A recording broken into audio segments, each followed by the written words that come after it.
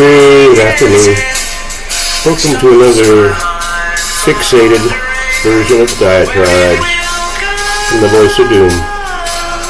Now here's your fictitious and fickle host, voice of doom.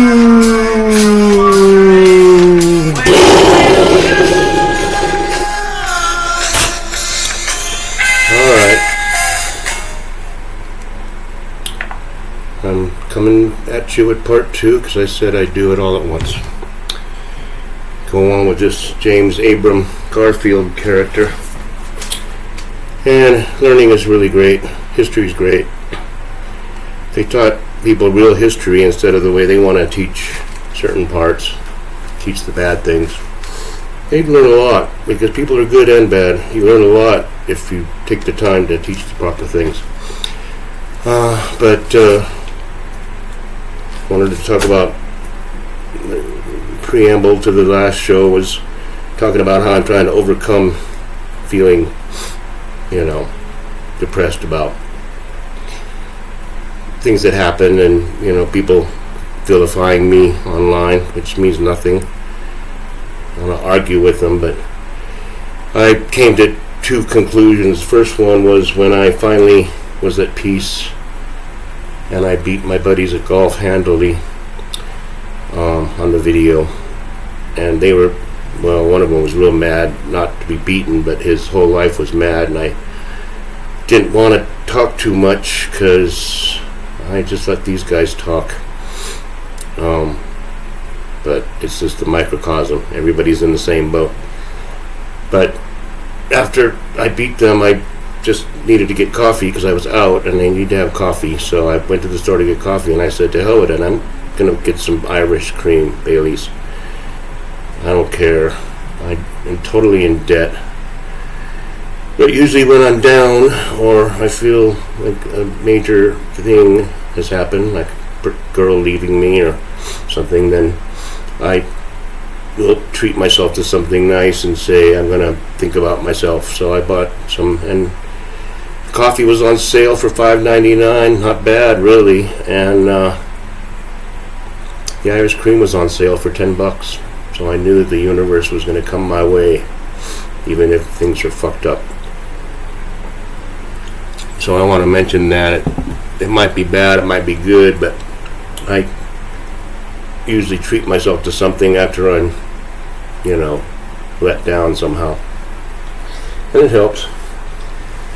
And the second thing was, I'm not going to try to promote this Diatribes thing. And I don't want to, because even if I got famous, it would be a pain in the butt. I want to respond to every single thing everybody says to me. I would be driven nuts. And it's stupid to think about that, but I've seen other people get famous for other reasons. They get millions of followers for, whatever reason. Maybe I'm not as brilliant as I think, but point is, some people will see it, and I'm saying to them, the people that actually follow my videos, there's something in here for you. Even if it's way in the back, you might go into way early ones because they're not really that closely related to what's going on. Speak more generally, so there might be something in there that might change your life, because I think we all are connected. You look at my diatribes, you see my philosophy. We've all been married before, all of us. I don't want to get too deep into that. I just wanted to say to people that actually follow me, there's something in the archives in there, so check them out. That's just a little promotion. Got to promote a little bit. But let's get back to the torturous end of James Garfield. The doctors, they had a top team of doctors. The president had been shot in the back, and they were going to cure him. So they got the best of the best to all consult together under one main guy, Willard Bliss, who wanted to be in charge of everything. So everything went through him, and he said what the truth was. And the truth was the bullet was over by his spleen or gallbladder. And even if Graham Bell's little invention says something different, we're going to go with what I say. Reminds me of somebody who just, since I'm going to start getting into that anyway, Faustus has proclaimed that he will step down from his throne. And you hear a lot of snarky things about, like the Foxers and stuff saying, oh, he's jumping ship.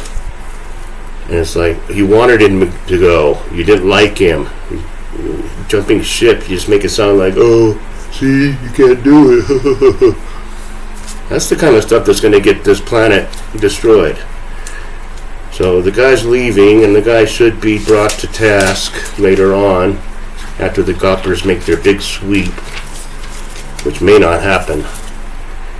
But I wanted to get into the irony and the parallels.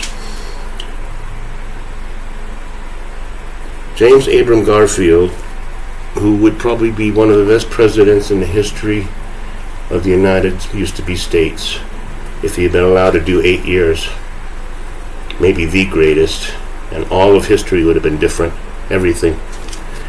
But he wasn't allowed to live. Through some fluke of nature, a madman came across him and had a gun, and then he was basically killed by the doctors who were trying to heal him. And that's the bottom line. Yeah, Couteau started the whole thing. He's responsible for the murder. He started it. They wouldn't have been probing through his back with their dirty fingers if he hadn't started the whole thing. So basically, they'll put him aside. He was tried and hung. And he was nuts.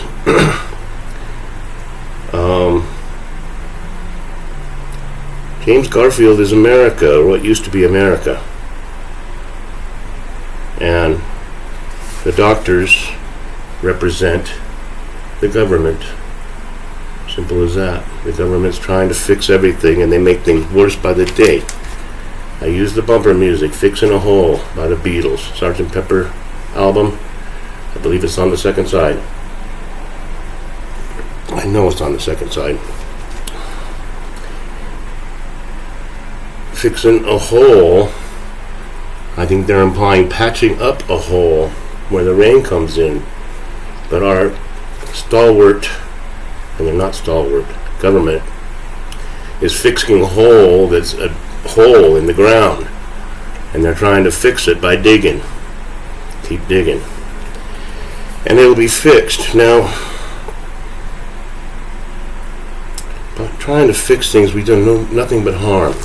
Try to fix the climate. We're going to put billions and trillions of dollars into trying to fix the climate so it does what we want, instead of adapting to what happens as it happens, which we've always done. Fix the climate because we know everything's going to go bad, and we're going to, the temperature's going to be so bad there won't be any crops and we'll all starve to death.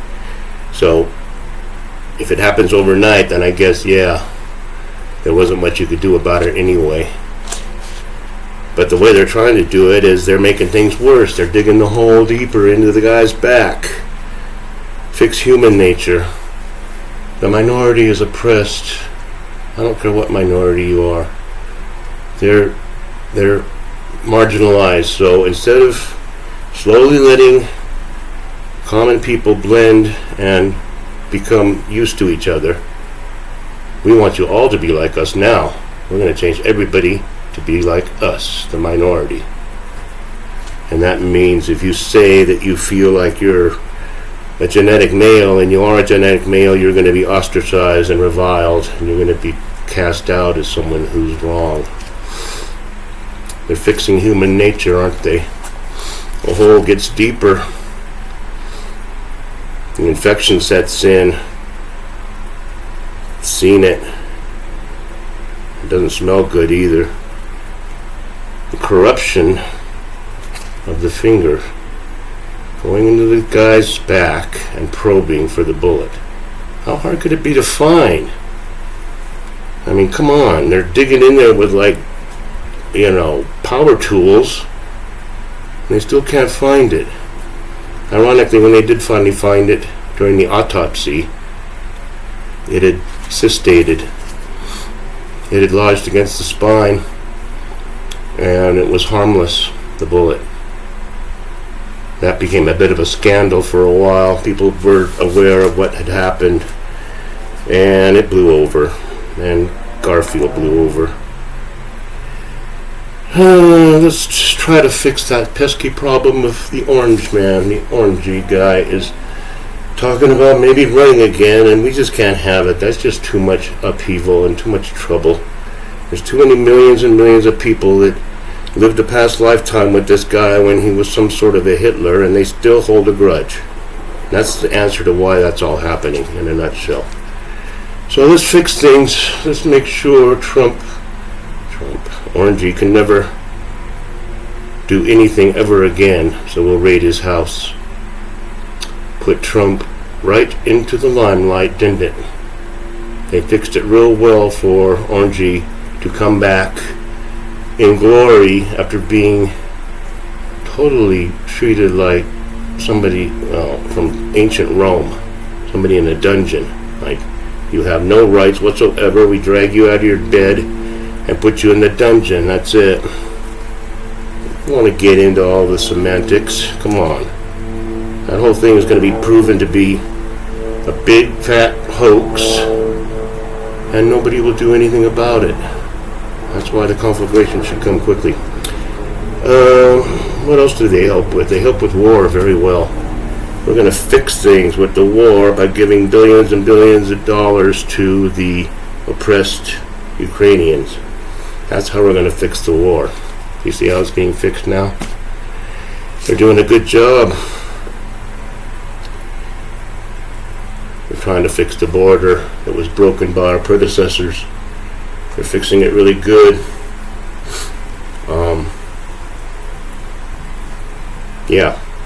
They're fixing it so that anybody can come in with anything, and they found enough drugs to kill all of us many times over. So what they haven't found, I don't know. But can it bode well at all? I mean, looking at it objectively, just away from the party politics, is anything going to bode well after they're doing their best to fix the border? Garfield, just to get back to him, his dad died when he was very young. He never really had a father. His mother remarried when he was a little older.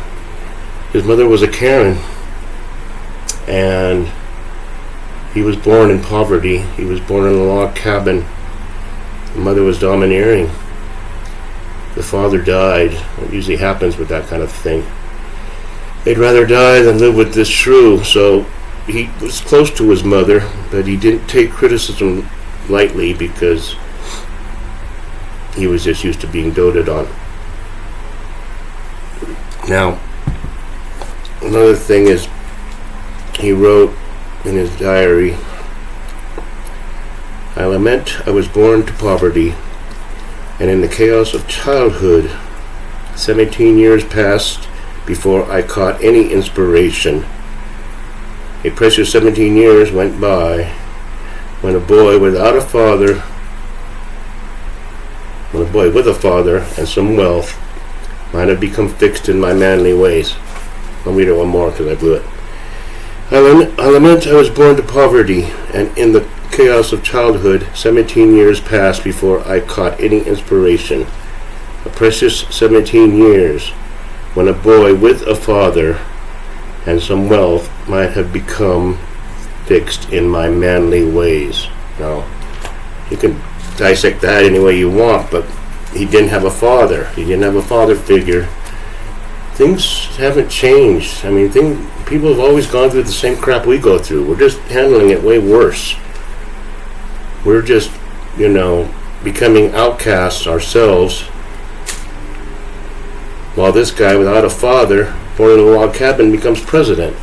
And he didn't even want to be president. He was named the nominee because all these factions I talked about earlier, mugwumps and the half-breeds and the stalwarts, were all fighting. They couldn't come up with all the people that were actually campaigning to be president.